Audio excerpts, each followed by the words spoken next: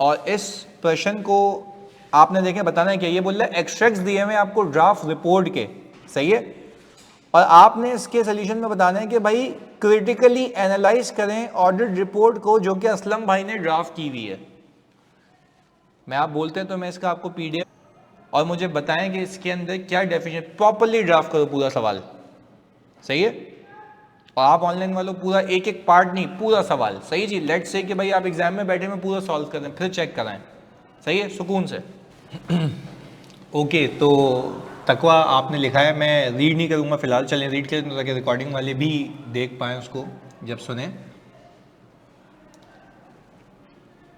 तकवा लिखती है in adverse opinion section order shall state because of the significance of the matter describe instead of except for. Very good, ये pick किया था कि उसने एक्सेप्ट फॉर लिखा हुआ है जबकि because of the significance of the matter करना चाहिए। ओके गुड, आगे and also state FS gives true and fair view instead of accompanying financial statements present Fairlie. Very good, very good, and should not include that FS are presented fairly in all material aspects. Okay जी, auditor shall also state that it is in accordance with IFRS, यानी applicable financial reporting framework का reference नहीं दिया हुआ।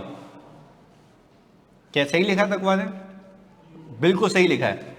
अच्छा तो हम पहले एडवर्स ओपिनियन के सेक्शन की जो है वो बात कर रहे हैं, ऐसा ही है।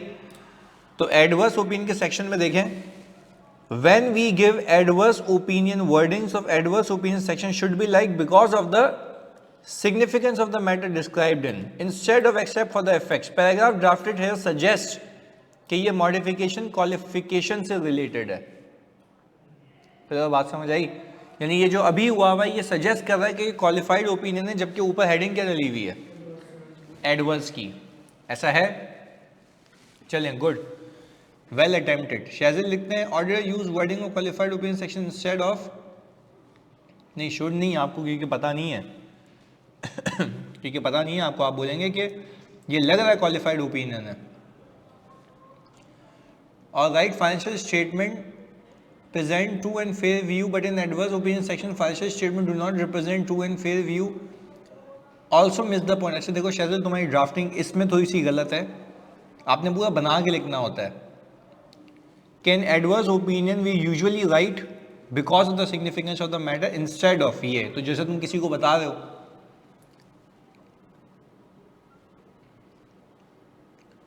and the basis for adverse opinion section that we conducted audit in accordance with other। चलिए जी गुड। उषा लिखती है adverse opinion section is not appropriately drafted, instead of writing except for it should be written that because of the significance of the matter। very good Usha. writing that accompanying FS present fairly in all material respects is incorrect and adverse opinion is given, हम उस पर ये नहीं लिखते, बिल्कुल ऐसा है। therefore it shall state FS do not give true and fair view, और applicable financial reporting framework का इसने रेफरेंस नहीं दिया हुआ, यानी ट्रू एंड फेयर व्यू किस बिना पे नहीं दे रहा, यहाँ पे लिखा हुआ है, हाँ भाई बताओ यहाँ पे कुछ ऐसा लिखा हुआ है, तो एप्लीकेबल फाइनेंशियल रिपोर्टिंग फ्रेमवर्क का रेफरेंस भी नहीं दिया हुआ। Very good. लाइबा लिखती हैं the drafting of adverse opinions incorrect, it should be stated that in our opinion because of the significance of the matter. Very well drafted, very well drafted. Okay, do not give a true and fair view and its financial performance cash flows, सही in accordance with IFRS। यानी आपने ये भी बताना था इसमें लाइबा कि यहाँ पे वो लिखना भूल गया है, रेफरेंस देना भूल गया किसका, फ्रेमवर्क का। Very good.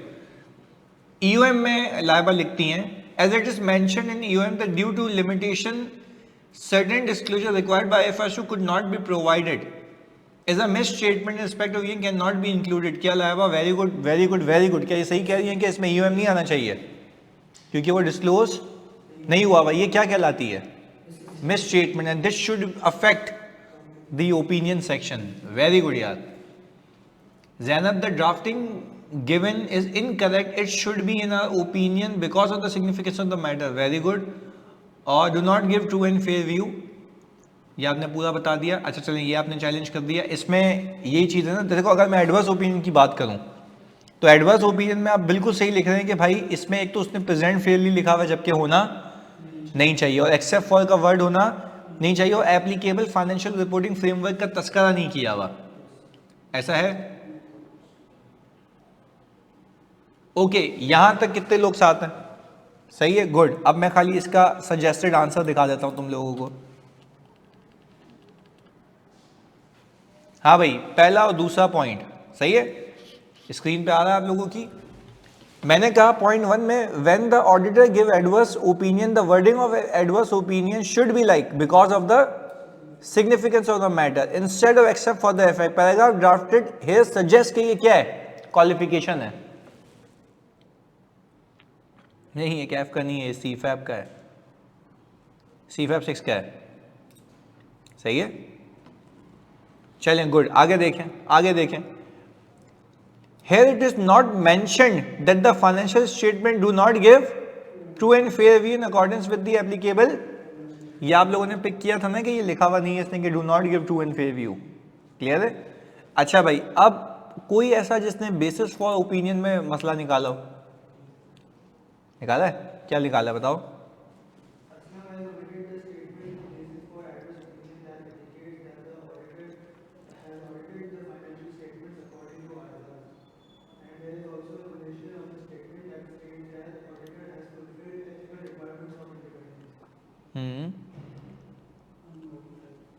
नहीं देखो, एथिकल रिक्वायरमेंट्स तो मैंने पूरी करनी है ना, उसमें तो कोई आई थिंक दो राय नहीं है। इस वाले पूरे पैराग्राफ को auditor also not shared adverse opinion section that we have audited FS in basis for adverse opinion section we conducted our audit in according with ISA. अच्छा आप जरा ये देखते हैं, the company showed end space consist of capital space and machinery for smooth uninterrupted production of sugar during the crushing season. These are carried at lower of cost or NRV. The company's CFO has refused to। देखो भरने कहाँ से शुरू हो रहा है पता है? यहां से। क्या आप कंपनी के CFO का नाम नहीं लिख सकते? ये क्यों बता रहे हो कि मैंने उसको बोला, उसने मना किया, किसने मना किया? क्या ये बताएंगे यहाँ पे? तो यहाँ पे CFO का रेफरेंस देना ये इनकरेक्ट है। आप सिंपल ये बताएं कि head the management have carried inventory and NRV, profit इतने से कम हो जाता है, इन्वेंट्री इतने से कम हो जाती, खत्म।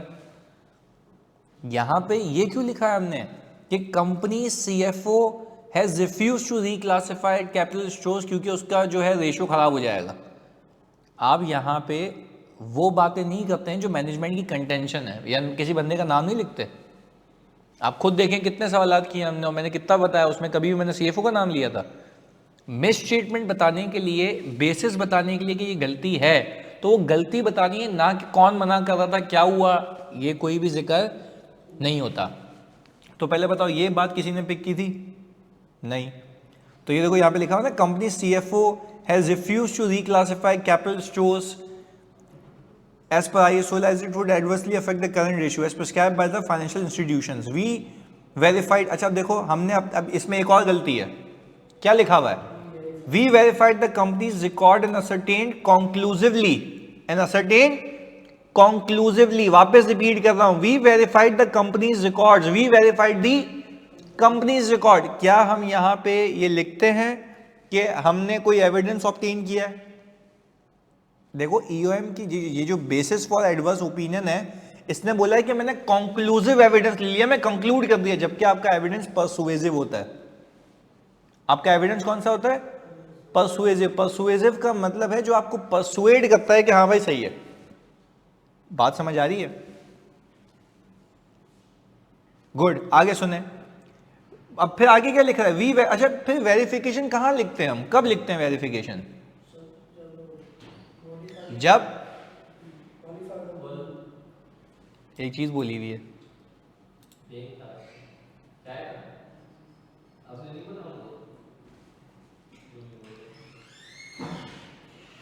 हाँ जी, तो मुझे जल्दी से कोई लिख के बताएगा मेरे बच्चों, जल्दी से, कि हम कहां पे लिखते हैं प्रोसीजर्स?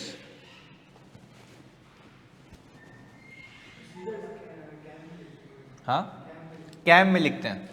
तो इसने तो यहाँ बता दिया कि हमने वेरीफाई किया है, एविडेंस ऑब्टेन कर लिया है, तो क्या यहाँ पे नीड है? बेसिस फॉर एडवर्स ओपिनियन में से आप बताते हैं कि आपके बेसिस क्या है। बेसिस का मतलब ये है कि वो वजह जिसकी वजह से ये ओपिनियन एडवर्स जा रहा है। आपने क्या काम किया ये यहाँ पे लिखने की नीड नहीं है। वो तो तब होता है जब आप कहते हैं की ऑडिट मैटर हो, कि हम बोलते हैं कि कितना की ऑडिट मैटर था, अच्छा तो हमने काम इस पे ये किया है। बात क्लियर है? हाँ जी। तो अब हम इसका ये वाला पढ़ाओ भी देख लेते हैं। ये देखें, in basis for adverse opinion section we can not write name of CFO to defame him. ऐसा है, अपनी पर्सनल खुन्नस निकाल रहा हूं मैं। अच्छा भाई ये देखिएगा, here in adverse opinion section procedure performed have been written which should only be the case when key audit matter has been given. We cannot obtain conclusive evidence, we can only obtain चाय। सही है, बात clear है जानी? हाँ जी जल्दी बताओ। अच्छा अब EOM यानी मुझे लगता है कि इस पूरे सवाल में आप लोगों ने जो गलती पिक करना रह गई वो ये बेसिस फॉर एडवर्स वाली थी। ऐसा है ऑनलाइन वाले, जल्दी बताओ। ऐसा है कि बेसिस फॉर एडवर्स ओपिनियन आपसे रह गया। चलें गुड।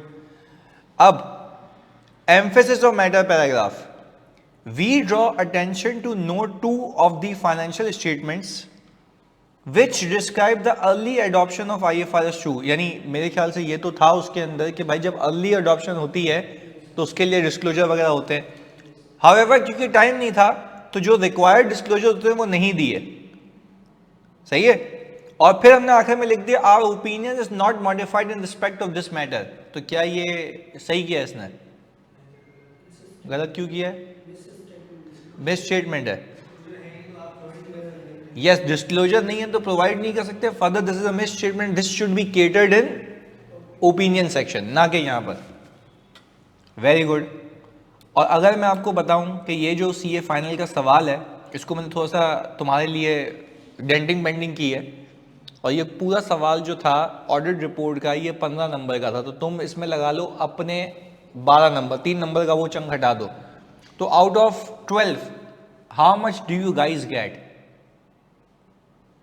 हाँ जी कितने मिलते हैं? 8, ऑलमोस्ट 8। ओके, यानी मतलब ये अच्छी बात है कि आप सही तरीके से अपने आप को असेस कर रहे हैं कि जब वो बेसिस फॉर एडवर्स वाला नहीं मिला तो मतलब नहीं मिला। 7 to 8 and this is a good number, not a bad thing, क्योंकि प्रैक्टिस कर रहे हो ना। अब ऐसे सवाल तुम्हारे पास तुम्हारे कैफ में है ही नहीं, इसके लिए बैठो, सर्च करो, निकालो, फिर आओ। सही है, यहां तक बात क्लियर है भाई? तो हम जरा यहाँ पे EOM का भी तुम्हारे सामने ले आए। Emphasis of matter is given when the matter is appropriately disclosed in the financial statement। वो यूजर की अंडरस्टैंडिंग के लिए क्या हो तो अर्ली एप्लीकेशन, मैं ये भी बोल रहा हूं मैं कि भाई मानता हूं कि फंडामेंटल है, ऐसा तो नहीं है कि फंडामेंटल नहीं है, but matter is not adequately disclose in the FS, this constitutes a miss statement. और देखो आपको कहने का तरीका कोई भी हो, आइडिया ये होना चाहिए, और अगर आइडिया ये है तो आपने गलती नहीं की। बात क्लियर है? अच्छा अब मैं तुम्हें अपने दिमाग से एक सवाल देता हूं, वो तुम लिख के बताओ। सही है जी, क्वेश्चन यहां लिख रहा हूं मैं।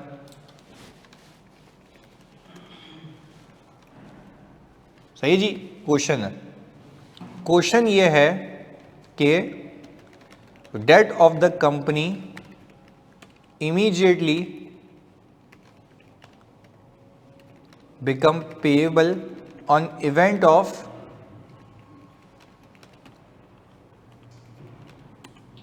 default of certain debt covenants।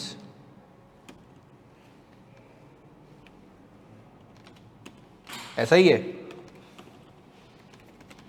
During the year ended 30 June 2022।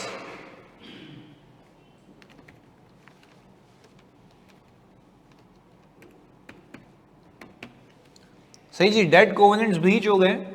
सही जी, डेट कोवेनेंट्स ब्रीच हो गए, और हमने ऑडिट जो कर रहे हैं कौन से साल का कर रहे हैं? 30 जून 2022 का। Bank subsequently on 2 July 2022 demanded entire loan amount. सही है। However, management is in negotiation with the bank to defer the settlement and waive breach of debt covenants. यहाँ तक बात क्लियर है? In order to support going concern assumption, सही है. अब ये मैं वो अपना दिमाग से बना रहा हूँ, तो सोच लेना, फिर उसको सोच के करना है. In order to support going concern assumption, management provided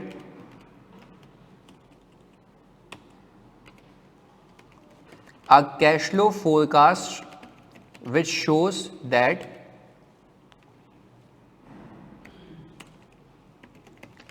entire loan amount to be paid to bank has been received from the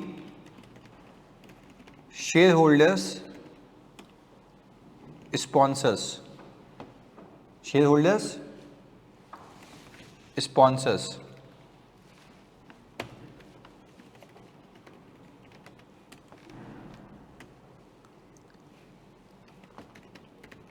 Shareholders have provided guarantee that they will provide necessary financing and subsequent to the year end on August 1, 2022, company received half of the amount relating to loan repayment from the shareholders. Next is expected before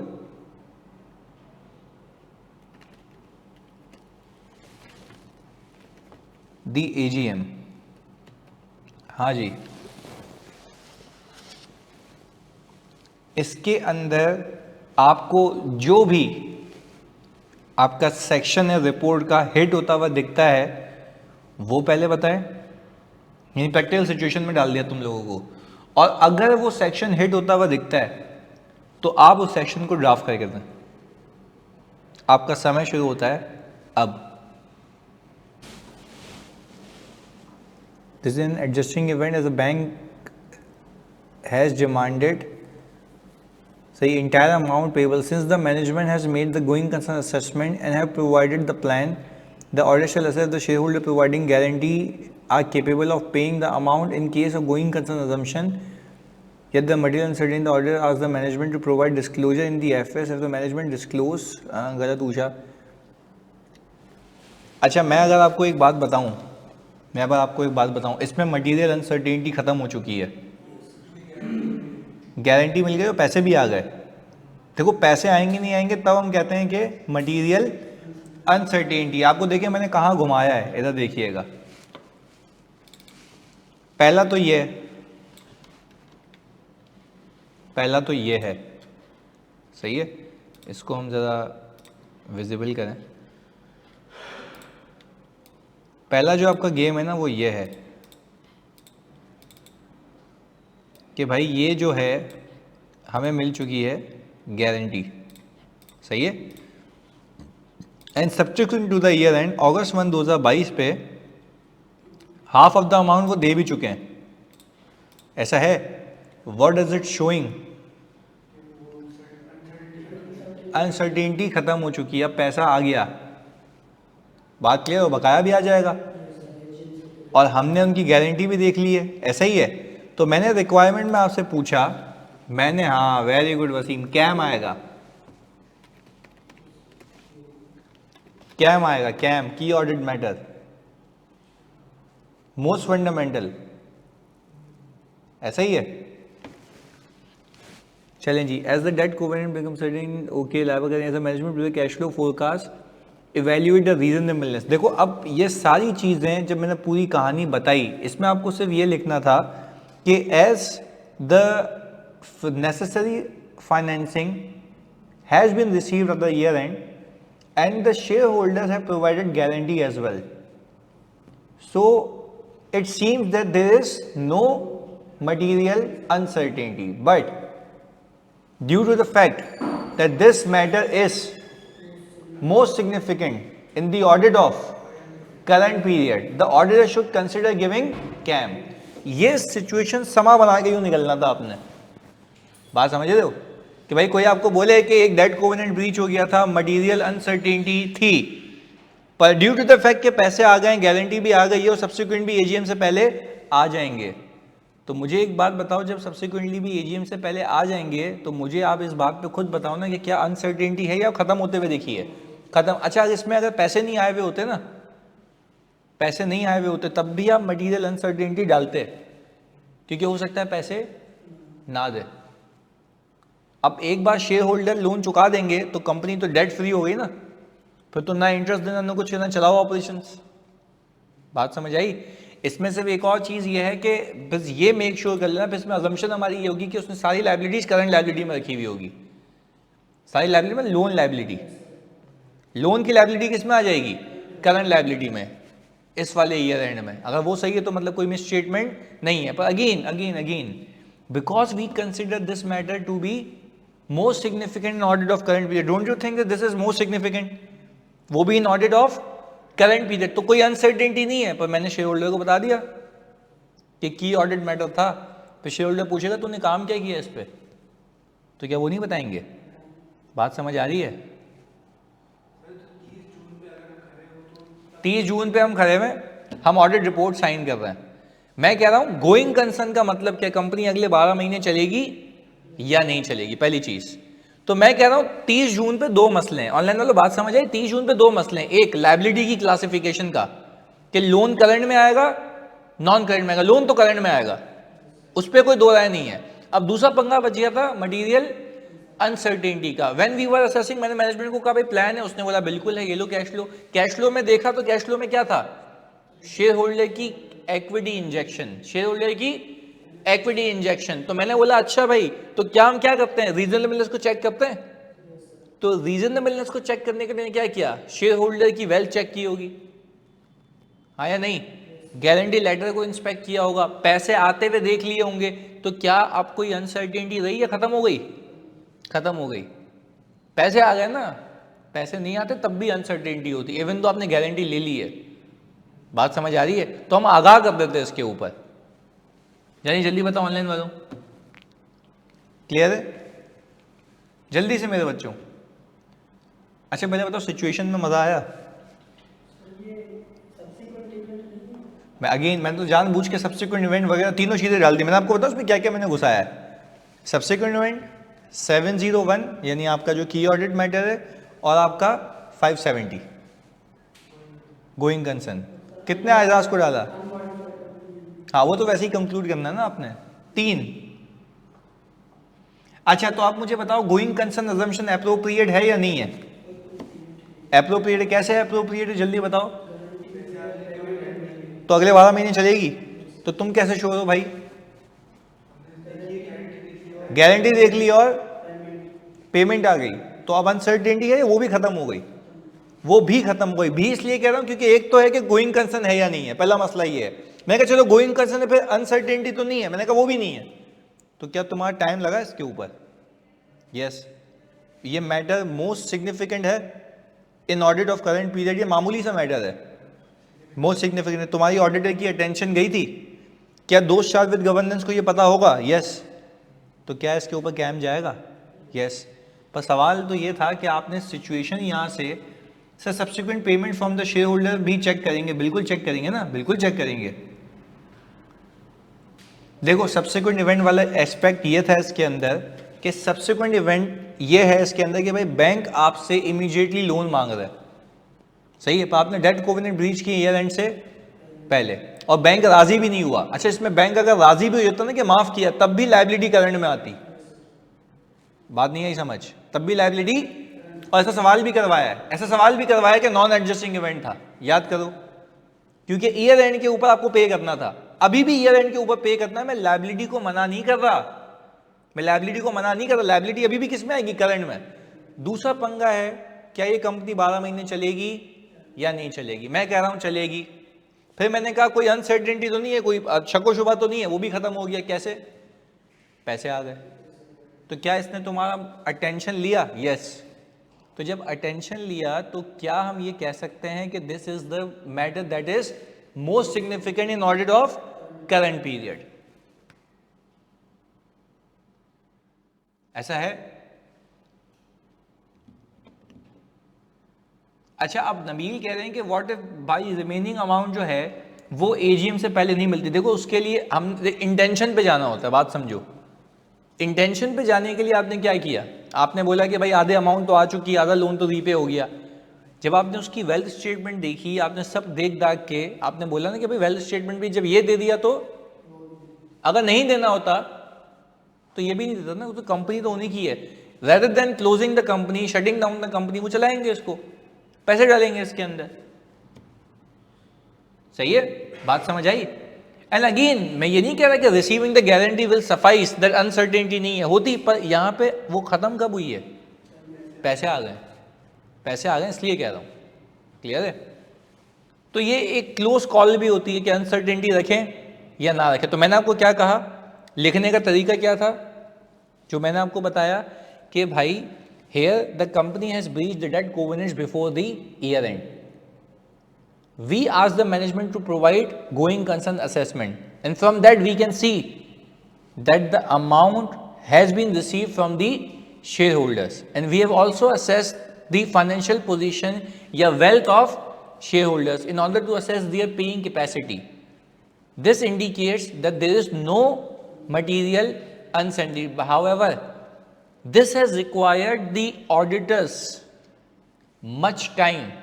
So we consider this matter to be most significant in the audit of current period. So therefore the auditor will provide a key audit matter. बात clear है? अच्छा, अभी इसमें marks तो की audit matter देने के हैं।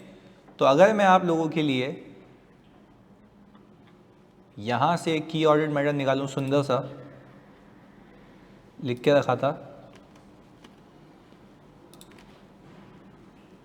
ये चेक करें। की ऑडिट मैटर में पहले ये बताएंगे आप लोग, मैं इसको हटाऊं। की ऑडिट मैटर में क्या बताते हैं कि why it is a cam?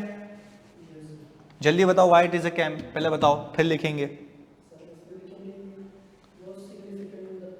नहीं, पहले तो डेफिनेशन हो गई ना, डेफिनेशन के बाद why it is a KAM आप बताते हैं ना। नहीं, गलत। जजमेंट भी नहीं है, गलत। सिग्निफिकेंट रिस्क था। नहीं आई बात समझ? सिग्निफिकेंट रिस्क था ना, जजमेंट कहां से आ गई? ये देखो, company face several financial difficulties during the year, posing a risk for its ability to continue as a going concern. However, the sponsors of the company extended their guarantee to support the business operation and function due to the matter involving significant risk. मैंने आपको बताया था, मैंने आपको lectures में बताया था कि सिग्निफिकेंट रिस्क हो, हाई एस्टिमेशन अनसर्टेनिटी हो। इसमें क्या कॉम्प्लेक्स एस्टिमेट्स हैं? कॉम्प्लेक्स एस्टिमेट्स नहीं है। क्या इसमें एक्चुअल इन्वॉल्व है? हाँ, क्या प्रॉपर्टी का वैल्यू इन्वॉल्व है? सीधा सीधा काम है, पैसे आएंगे नहीं आएंगे, पर इसमें रिस्क है, मामूली सा रिस्क है, सिग्निफिकेंट है। And why you are calling it a significant risk?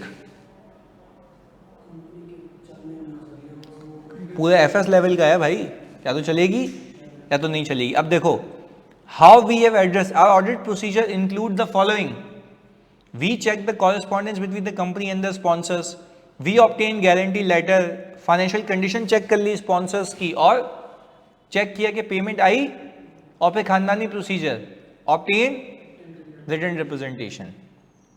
इसमें टारगेटेड बात करते हैं, मेन की प्रोसीजर्स, ताकि शेयर होल्डर को लगे हाँ यार दादा काम किया इन लोगों ने। क्लियर है? हाँ जी, ऑनलाइन वालों गेम समझ आई?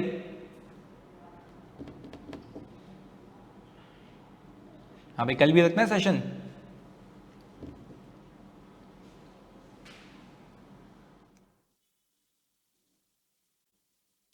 वेरी गुड, यही सुनना चाह रहा था, बेहतरीन जी। भाई शाजिल पूछे कैम क्यों दिया, कल FAR 2 भी है डेली ना। हाँ भाई जल्दी बताओ उसको लिख के प्लीज़ यार, कैम क्यों दिया बताओ भाई, कैम क्यों दिया। मोस्ट सिग्निफिकेंट इन, अच्छा तो आपने मटीरियल अनसर्टेनिटी क्यों नहीं दिया। जज़ाकल्लाह जी, थैंक यू। अभी इनसे भी पूछते हैं ना। हाँ भाई वो मटीरियल अनसर्टेनिटी का पहला क्यों नहीं दिया। अनसर्टेनिटी खत्म हो गई, ओके गुड। तो ओपिनियन का मसला नहीं है, तो सब सही है ना, मिस स्टेटमेंट तो नहीं है। हाँ अगर मैं कहता कि ये लाइबिलिटी को जिद कर रहा है मैं नॉन करंट में रखूंगा, फिर मसला है। तो आपको सारे पैरामीटर्स खोल खाल के सामने आ गए, पक्की बात है। चलें जी, वेरी गुड। अच्छा अब एक और काम करते हैं, मैं आपको जो रोज़ है ना एक रिपोर्ट का सवाल दे दूंगा, आप वो सलन करते रहें साथ साथ, सही है, उस पर हाथ साफ करें। कल मैं सोच रहा हूँ मैं शुरू कर दूँ एथिक्स, क्या कहते हो। याद किया है ना तुम लोगों ने, पहले इस बात का जवाब दो, ऐसा नहीं कि फिर लपाड़ू ऐसे ही आगे बैठेगा सामने क्लास में। एथिक्स, चलो गुड गुड। अभी आज बैठो तैयारी करो एथिक्स की, सिचुएशंस को देखो, सेल्फ इंटरेस्ट कब है, सेल्फ रिव्यू कब है, सिचुएशंस को भेजे में फिक्स करो। कोई लिखने का तरीका बता दे मुझे, क्या था मैंने क्या बताया था एथिक्स में, सिचुएशन को उठाना है। वेरी गुड, कौन सा थ्रेड हो रहा है इससे, प्रिंसिपल ब्रीच हो रहा है, और फिर उसकी सिग्निफिकेंस को वैल्यूएट करना है कि थ्रेड सिग्निफिकेंट है या नहीं है,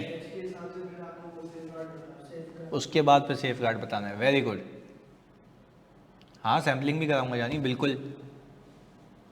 चलें गुड हो गया, सही है जानी।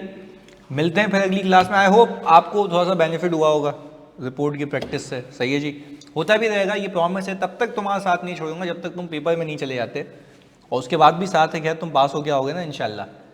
चलो ओके गुड, दिमाग घूम गया, चलो ओके, अल्लाह हाफिज़। डेफर्टेक्स